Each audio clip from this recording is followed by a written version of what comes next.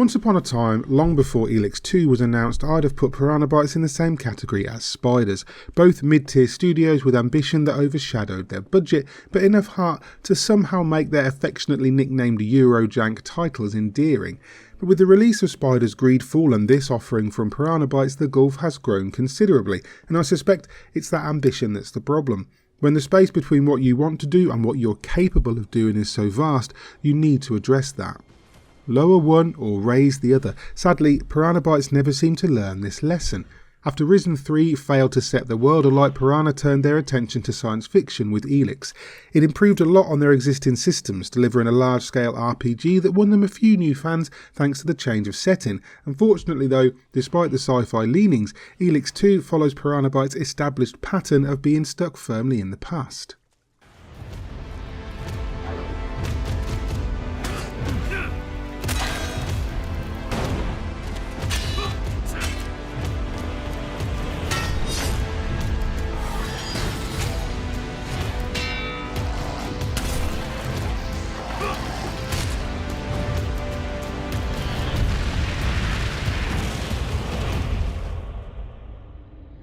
You play Jax, protagonist of the first game, living a very basic life out in the wilderness. Anyone expecting to pick up where you left off progression-wise will be disappointed. You begin with nothing, no special abilities and no gear, just a stick and some cloth clothes. Presumably, after the first game, Jax should have a John Wick-style basement under his house with enough ordnance and body armour to outfit a small army, but no, and it's not even really explained why. When aliens invade the planet of Magalan and bring with them a new dangerous purple version of the magical Elex compound dubbed Dark Elex, Jax's house gets flattened. He must make the long, arduous 5.5-minute journey to where Kaya, his estranged ex-wife, is leader of a convenient faction to throw in with. Companions will join you throughout the game, reacting to your actions in ways that will inform their opinion of you and certain elements of the narrative, similar to, say, Fallout 4. The writing in Elex 2 is very uneven though. While the world building remains some of Piranha Bytes' best work, the characters within and their interactions are often maddening. Everyone is an arsehole to everyone else. There are no characters to really like in this game because every one of them has the same wry, sarcastic, embittered personality. It doesn't help that Jax looks like a football hooligan who's lost his team strip and has about the same level of charisma. There's a bit where Jax and his grizzled ex-wife decide that he should spend more time with their son, and so he literally accompanies you out of the Enclave, you armed with a rusty sword and 2/3 of a breastplate. As I fought off monsters with no discernible science to their level banding, at one point I got separated from the boy.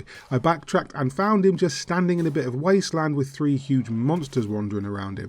I dutifully rescued him, and then when I fast travelled back to the Enclave, that was it. He just stayed there, and nothing was said about it again. What's worse is I feel this little episode was a clumsy attempt to make us care about Jax's life and character, but it was awful. Later, when Jax's ex-wife became a tag-along companion, we happened to visit the place I'd left the kids 6 odd hours before. I expected a tearful family reunion, and instead they all just stared blankly at each other. There wasn't even a dialogue where the parents greeted their child after a week in the wildlands. My point is that for all the world building and roaming enemies, Magalan is a lifeless husk of a game world. Elex 2 is classified as vintage, quote unquote, but that seems to mean based on Fallout 3. There are nice ideas like the jetpack you're given at the start. A world where everyone is in a medieval castle probably needs jetpacks more than, say, adequate plumbing, so I'm sure it makes sense somewhere. But Elex 2 is held back by its creator's ambition. You'll need to recruit merchants and soldiers and warriors and create a die-hard army to fight off the Skyands from your developing headquarters. The questing that facilitates this though is a slow, ponderous mix of fetch quests and kill quests. There's a counter that registers how many fast travel teleporters you've found, but not how many there are in total, so why count them at all? You can stealth around, but the jetpack means you're never actually locked out of anywhere. Guards will turn you away, completely oblivious to the fact that even a non-upgraded jetpack could clear their perimeter fence twice over, so you'll abuse it, and that coupled with roaming monsters means you'll get into scrapes. Unfortunately, combat in Elex 2 is horrendous. Weapons have no impact and no accuracy. The engine strains under the weight of fast movement and bleeds frames everywhere. Jax slides around angry monsters as barely existent hitboxes clumsily collide.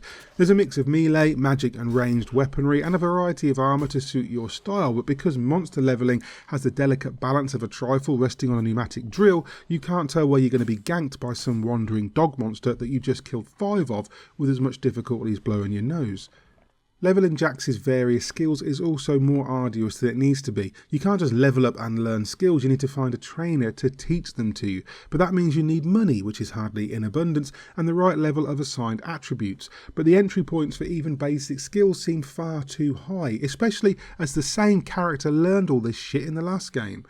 While Piranha Bytes don't have the budget of some developers, they're not an indie studio. They've been doing this for decades, and at some point there has to be a reining in of these ambitions, because there are some good ideas behind the systems, but they're stretched to breaking point over an engine that sorely needs an overhaul. Some of Elex 2 looks very nice, and when you're out exploring the world, running errands for different factions on a bid to build up your bastion of anti-alien defenders, but the character models aren't great and the animations are distracting. While it has a fan base and enough janky charm to satisfy those who enjoy Piranha Bytes' brand of sprawling, complex RPGs, releasing Elex 2 right now feels brave at best. 2022 has already seen the coming of several open world behemoths, and Elex 2 is tottering into the midst of them like a cute little lamb into a room full of out of control combine harvesters. It's not without its old school charms, but again I'm left wondering what Piranha Bytes could have achieved if they worked within their means instead of always trying to include a bit of everything. Fans will get a kick out of Elex 2, but there's little here to pull in newcomers or win over anyone who isn't already a follower, and for that reason I'm going to score Elex 2 a 5 out of 10.